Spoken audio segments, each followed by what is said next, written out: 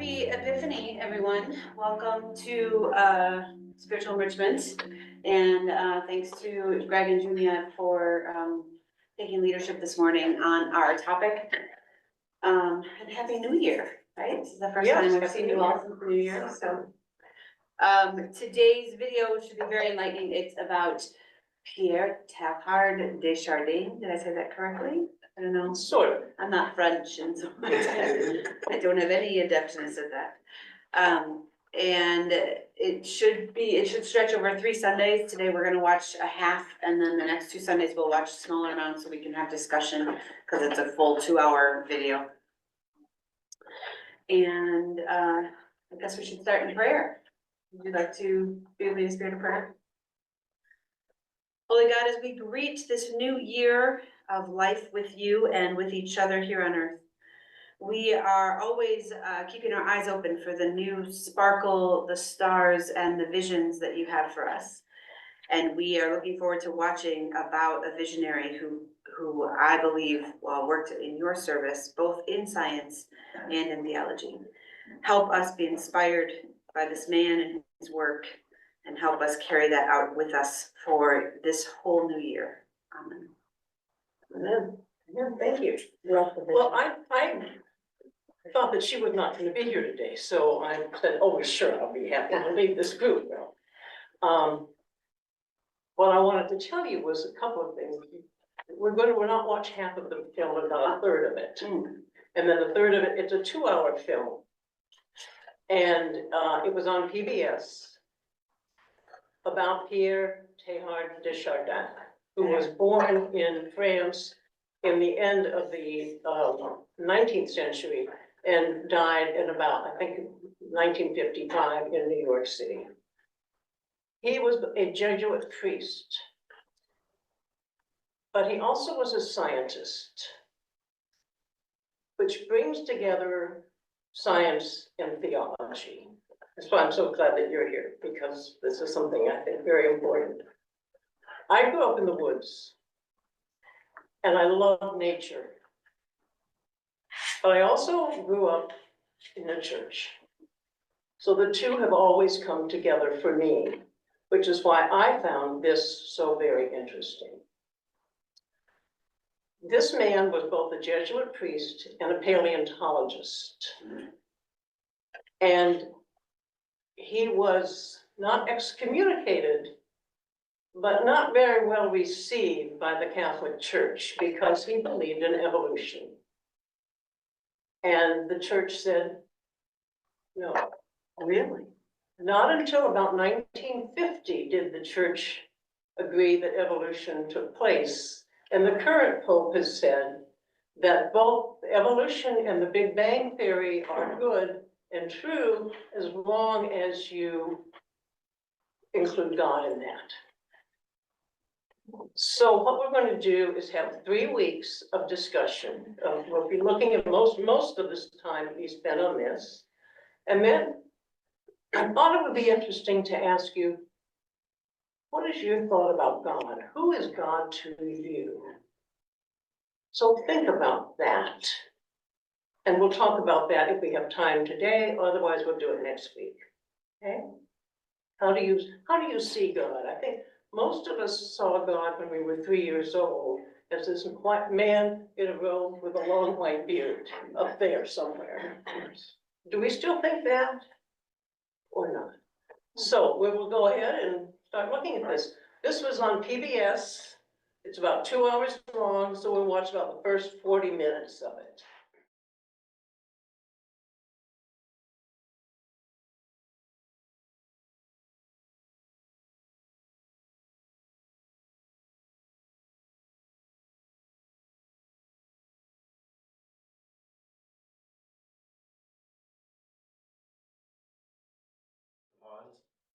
We'll stop it now, and next week we will go on. The challenge of reading our next week. What will happen? Stay tuned. Coming next week. Right. So, any comments about this? Great. Wow. Jane? Yeah, I thought it was wonderful. I thought his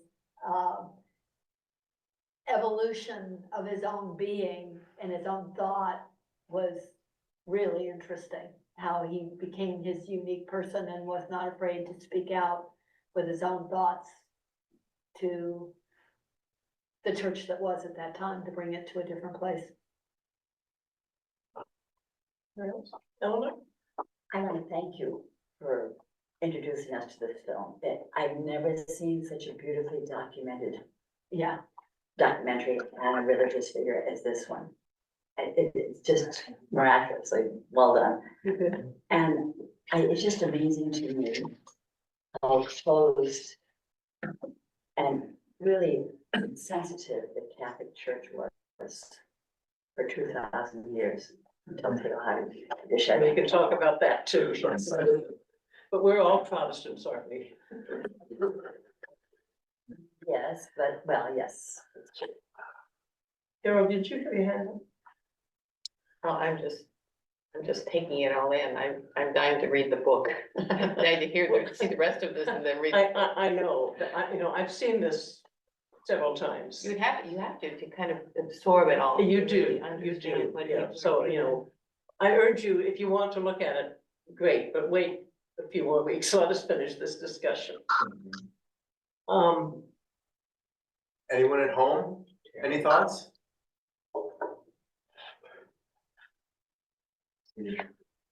who's there? We don't hear anything. JS, and, maybe JS. Harry, and myself. Nancy, yeah.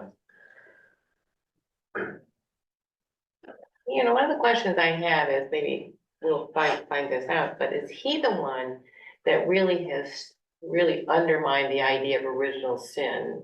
As opposed to, because the new new theology is that we are born in love, not in sin. New theology in the Catholic Church or new theology in the Protestant Church? The Protestant church. Yeah, I mean, is he responsible? I am learning about Desjardins for the first time, thanks to Junia, so I don't know much about him. Be interesting. He, by the way, Jan Smith saw him in New York, Really? Wow. and she will be with us next week. He was walking his dog, and in the third of these, you will see someone talking about him and his dog in New York City. He died in New York City and he's buried in New York. Really? In the city? In a Jesuit cemetery, I think somewhere just out of the city. In a new world. But the church responded to him in a variety of ways, which is really interesting. I'm And it sure was they- not until 1950 that they sort of said that maybe evolution existed. And the current Pope, Francis, goes along with evolution and the Big Bang Theory, as long as you include God, as I mentioned before. I don't know if we have time. Let me just see. A few minutes. Sure. Would you like to talk about what you think God is, or what you used to think God is? Anybody? 8 minutes. Well, there's a famous quote Chuck? by a fellow named Hitchens. A little louder, please. Oh, Christopher Hitchens? Christopher Hitchens, who's a Good writer, very atheist. good writer, very good thinker, wrote a book called God is Not Good. That's not what? great. God is not good. And his most famous quote, I think, is that, God has not made man in his image. Man has made God in his image. In other words, I think this. our challenge is that we're limited by our own understanding. And then we tend to anthropomorphose things. Right. In other words, what are images? You just said, this fellow, this thing up there with a beard. Well, maybe God is not anthropomorphic. Well, probably isn't. Right. It's hard to believe. that it Actually, would I be. think the Jewish people had the right idea when they didn't name, there was no name for God. And I think, to my mind, I've stopped using the word God. But in places like this where everybody understands it, to me, it's not, that gives you absolutely the wrong picture because it's giving a name to a specific identity. I think about it more as a creative power. I think the best thing is not even to use a word, but in my mind I see it as a creative power in the universe. Just getting away from the name it all. It's good. Because God it's a way comes to out of the amplify that Greek statement, right? ideas is of man and. Well, we're limited by our own imagination. Right. That's right. And who knows, our imagination is correct. So it's. And I think we think now that many of the stories in the Bible are metaphorical. Right. Of course, they're not, but at that point, they were thought of as, this is the way it is. And so a lot of things have changed then. Well, we're also limited by our Western thought. Yes. Mhm. I mean, we've ignored 2/3 of the world more in terms of understanding of these cosmic matters, because the Bible only reflects, the Mediterranean understanding of the world. It's interesting, That's right. KR goes into Egypt, gets to know the Muslims, and now he's going to go to China. So he's exposing himself to all these other cultures and ways of thinking about.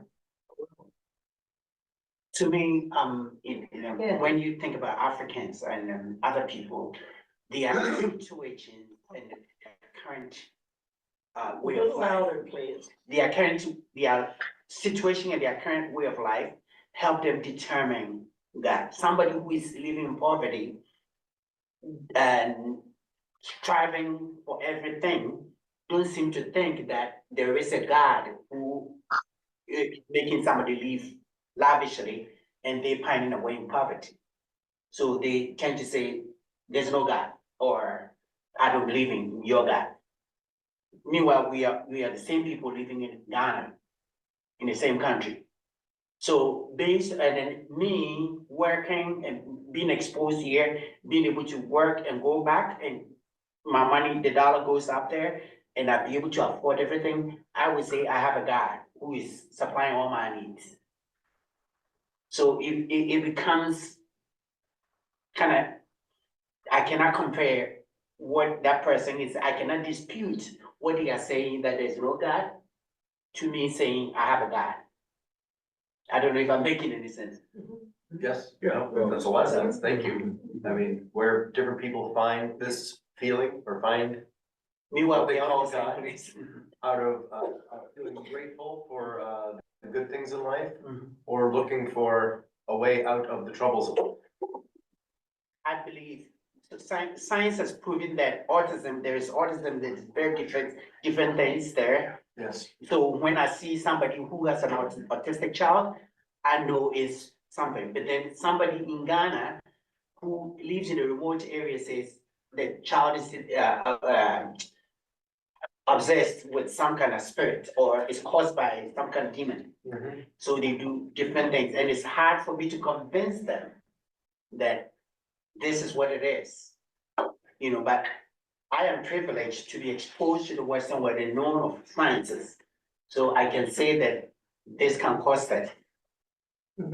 So it's, Do they appreciate your contribution to the way they think? it depends on the individual you're talking to. Yeah.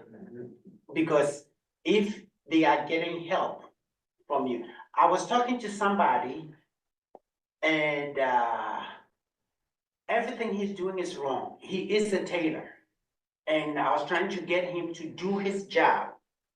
And his way of saying that, what I would convince him is saying that and giving him money.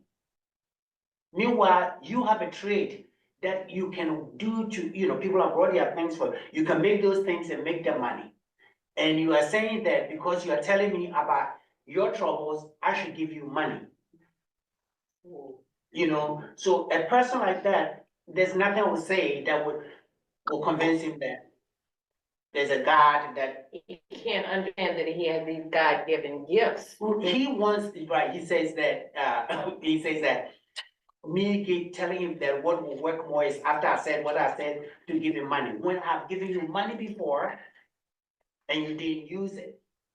Well, like you didn't manage your work, and not once, not twice. So I am saying I'm not giving you any more. Use your skill to make the money. But still, he has his mind black. Because he has something, I mean, they don't seem to know how I make money here. He can't intellectualize it, he cannot. Yes, Or just through he thinks experience. that just the fact that you're in America, everything is Do you think in okay. America, everybody gets money? Everybody, you know, I mean, Money's just handed to us all. It just You know. comes from the sky. Haven't we heard that from people from different cultures? Yes. Because we're all limited in our human existence. We can only travel so much or meet so many people or hear so many different opinions and backgrounds. So we're limited to our own experiences. Beyond that, what do we have? Maybe belief in something else? That goes to Our Chuck's imagination. quote, I think, about God being created in man's image. That Mhm. we all come with different interpretations From about it. different cultures over. I love millennia. his idea of the evolution though, constantly changing, growing. I think it's a very hopeful, philosophy. Likewise, Well, the science is saying now the universe is expanding, it continues to expand. But what the Big Bang? interesting though about Since this, the Big Bang, continually expanding. Well, the Big Bang, which was billions and billions of years ago, and the church believes this. I go with this too, that the Big Bang was God energy. E equals MC squared, we know that this energy and matter are the same, are related. And that was the Big Bang, and that was God, and here we go.